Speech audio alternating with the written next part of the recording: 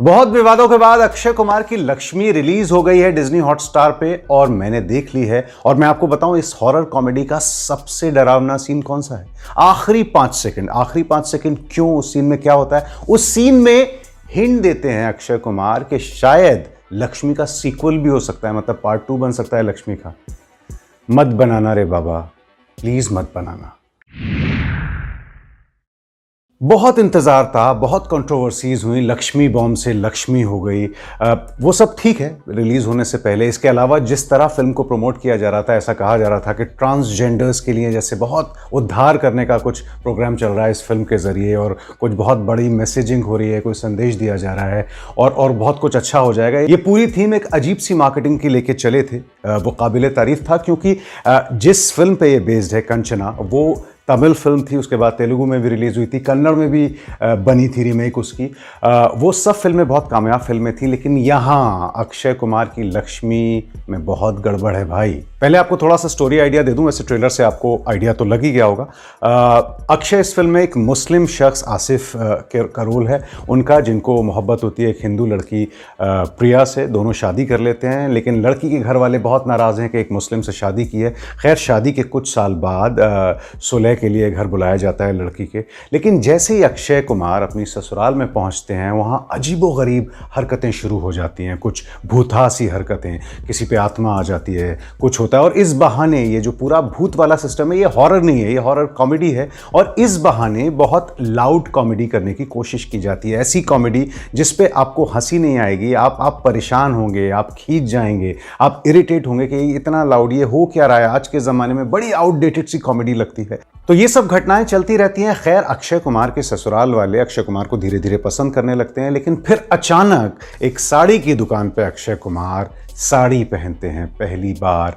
वो जो लक्ष्मी वाला अवतार है वो सामने आता है, और उसके बाद तो फिल्म बिल्कुल उलट पुलट हो जाती है। आपको समझ में नहीं आता कुछ देर तक ये हो क्या रहा है। तो इसकी समरी मैं आपको बता देता हूं। तो अक्षय कुमार साड़ी की दुकान पर पहुंचते हैं, वहां पर साड़ी पहनते हैं और लड़कियों की तरह बिहेव करने लगते हैं। किसी की समझ में नहीं आता।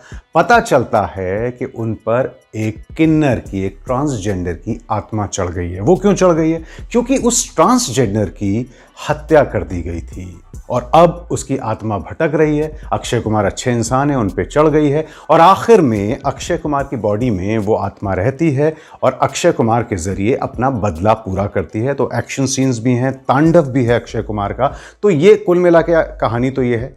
एक लाइन में समझाया जाए तो अक्षय कुमार एक सीधे साधे आदमी हैं, उन पर एक किन्नर की आत्मा चढ़ती है, उस किन्नर की हत्या हुई थी, वो किन्नर अपना बदला लेना चाहती है, लक्ष्मी नाम की किन्नर। तो ये स्टोरी हो गई। ये स्पॉइलर भी मैं नहीं कहूँगा क्योंकि प्रोमो में आप इतनी कहानी तो देख ही चुके हैं। लेकिन जिस अंदाज में ये होता है वो बहुत लाउड है, बहुत आउटडेटेड है। तो ये कहानी तो ठीक है हॉरर कॉमेडी के लिए, लेकिन जो हॉरर है वो आपको 1980s की हॉरर फिल्मों की याद दिलाएगा, और जो कॉमेडी है वो सास बहू सीरियल्स जो हुआ करते थे उनकी याद दिला देगी। ऐसा नहीं है कि कोई ख़राब एक्टर्स थे।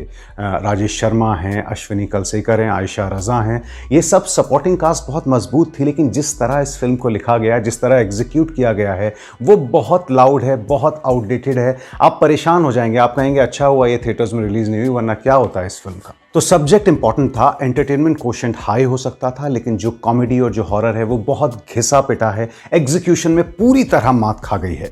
अक्षय कुमार बहुत संभालते हैं अपनी स्टार पावर, अपनी कॉमिक टाइमिंग, सब कुछ इस रोल को उन्होंने दिया है। कई सीन में बहुत अच्छे लगते हैं, खासतौर पे क्लाइमैक्स में, लेकिन उनका रोल इतना कमज़ोर लिखा गया है कि ज़्यादा असर नहीं छोड़ पाता। कियारा आडवाणी हीरोइन है, कोई केमिस्ट्री खास नज़र नहीं आती उनके अक्षय कुमार के साथ। एक कलाकार हैं जिन्होंने बहुत असर छोड़ा है छोटे से रोल में, वो हैं शरद केलकर।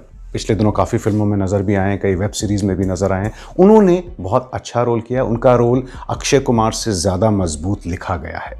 तो फिल्म लक्ष्मी शुरू होने के कुछ देर बाद ही ट्रैक से उतर जाती है और फिर वापस ट्रैक पर आ ही नहीं पाती।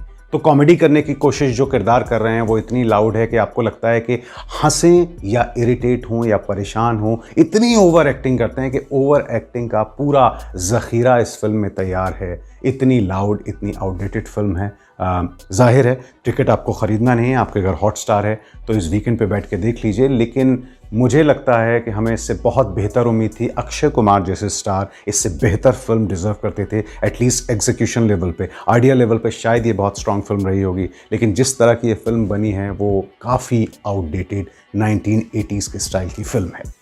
और जाते जाते डायरेक्टर राघव लॉरेंस वही डायरेक्टर हैं जिन्होंने इसकी तमिल और तेलुगु वर्जन भी डायरेक्ट किए हैं, उन्हीं ने हिंदी फिल्म बनाई है। लेकिन जाते जाते उनसे एक ही रिक्वेस्ट है कि प्लीज़ राघव जी, इसका सीक्वल हिंदी में मत बनाइएगा।